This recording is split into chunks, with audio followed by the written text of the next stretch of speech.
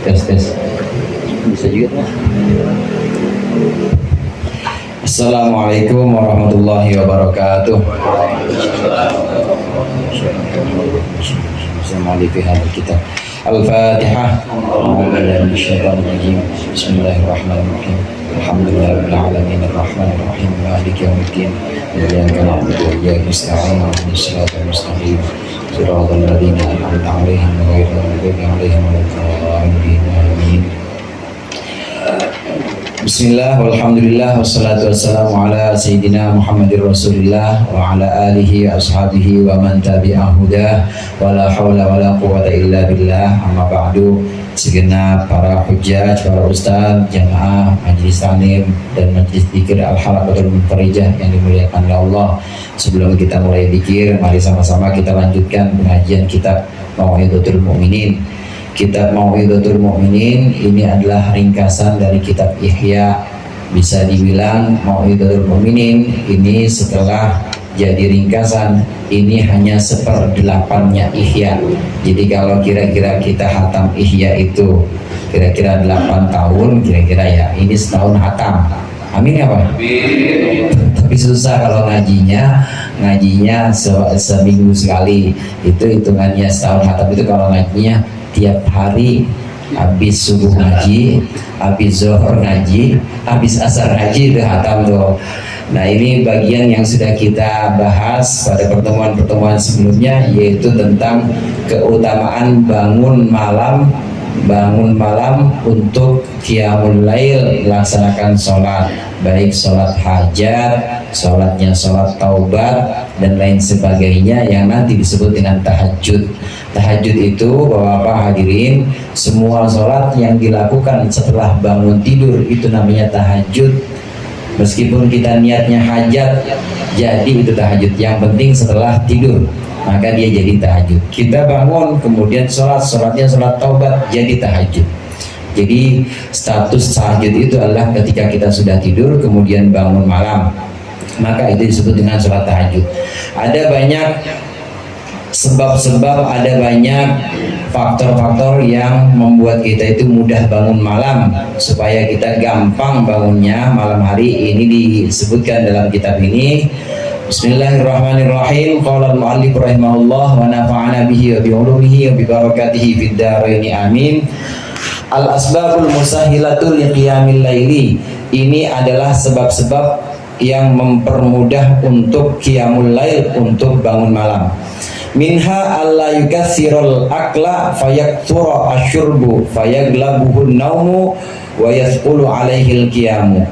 Di antaranya yang mempermudah kita bangun malam itu, hendaklah seseorang tidak memperbanyak makannya, karena kalau begitu minumnya jadi banyak, maka kalah dengan tidur, susah untuk bangun malam.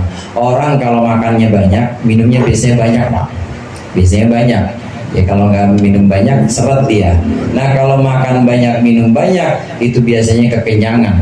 Kalau kekenyangan biasanya pengennya bawaannya tidur, ngantuk, susah. Bangun malam itu berat karena kekenyangan, maka tidur ya tidurnya dalam keadaan kenyang itu jadinya susah bangun malam.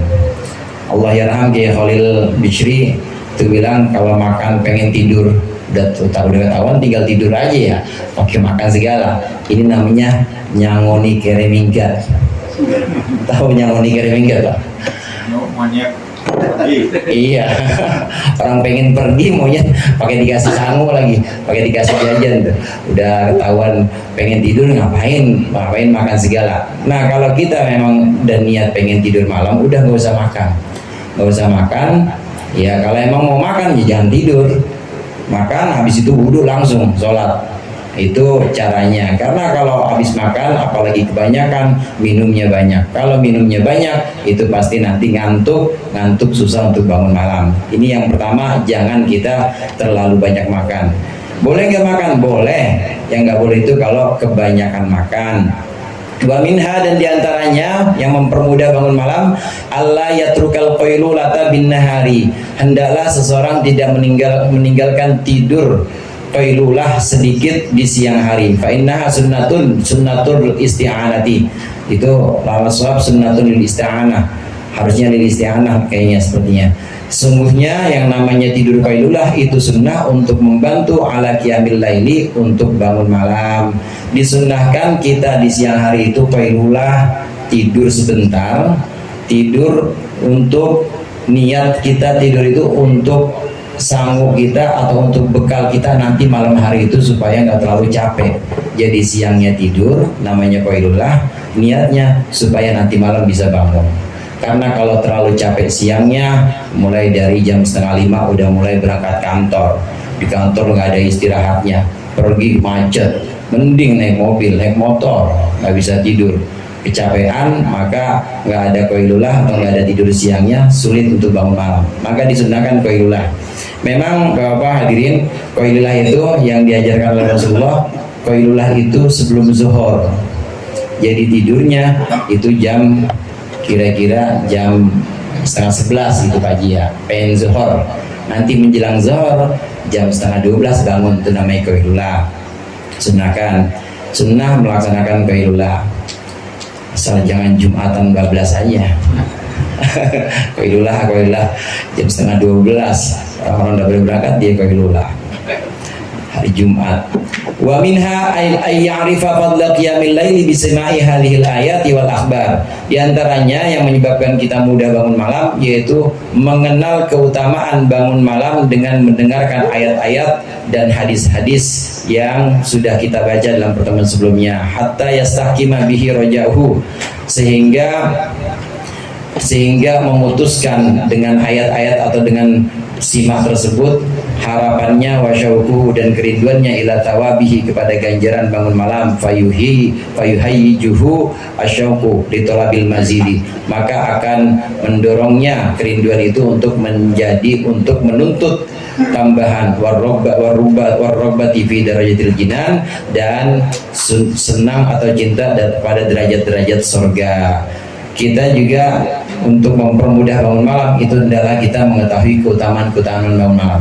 Di antaranya yang pernah kita baca kemarin itu, Rasulullah SAW bersabda, rakaatani yarka'uhumal abdu fi jawfil laili khairun minad dunya wa ma fiha. 2 rakaat yang kita lakukan di tengah malam itu lebih baik daripada dunia seisinya. Lebih baik daripada dunia seisinya. 2 rakaat itu doang.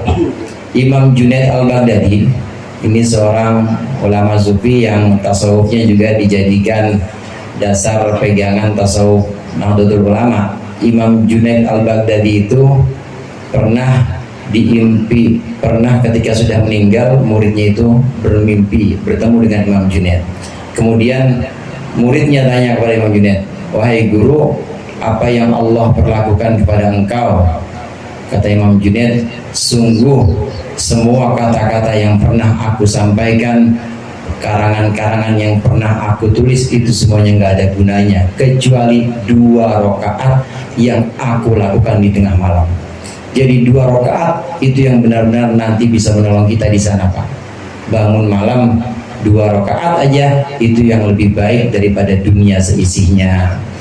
Di antaranya hadis seperti itu. Kemudian ada juga sabda Rasulullah yang mengatakan bahwa di malam hari itu ada satu waktu, ada satu saat di mana kalau kita cocok dengan saat itu, maka semua permintaan kita dijabah. Amin. Di antara rangkaian menit-menit, jam-jam yang ada di tengah malam itu ada satu waktu yang kalau kita pas cocok itu keangkat doa kita di situ. Semua hajat kita apapun itu maka pasti Allah kabulkan, kecuali yang memang tidak diperkenankan oleh Allah, tidak diperbolehkan. Kalau hajat atau keinginannya memutus silaturahim nggak bakal Allah kabulkan. Kalau mintanya itu untuk menghalalkan yang haram atau mengharamkan yang halal juga nggak Allah kabulkan. Semua hajat selain 2 itu maka akan Allah kabulkan di satu waktu yang Allah sebar di tengah malam itu. Nggak tahu jam 1:30 atau jam 1:30, pokoknya ada satu waktu yang kalau kita pas maka itu akan Allah ijabah. Lagi pula saudara, kata Rasulullah, bangun malam itu adalah da'bus sholihin. Bangun malam itu adalah kendaraannya orang-orang soleh. Kalau kita mau termasuk golongan orang-orang soleh, maka kita harus bangun malam. Kita harus biasa, meskipun hanya sebentar, meskipun hanya 2 rakaat, harus kita sempetin itu bangun malam. Wudu ya, kalau kira-kira bisa tegar ngopi dulu ya ngopi dulu, nggak apa-apa Cingyo, ngopi dulu biar agak tegaran dikit. Habis gitu langsung mulai sholat 2 rakaat aja. Habis itu mau tidur lagi boleh ya, mau nonton bola boleh. Yang penting di 2 rakaat ini dilaksanakan. Mudah-mudahan bisa kita amalkan dan Allah beri kita kekuatan untuk bisa bangun malam. Mari sama-sama kita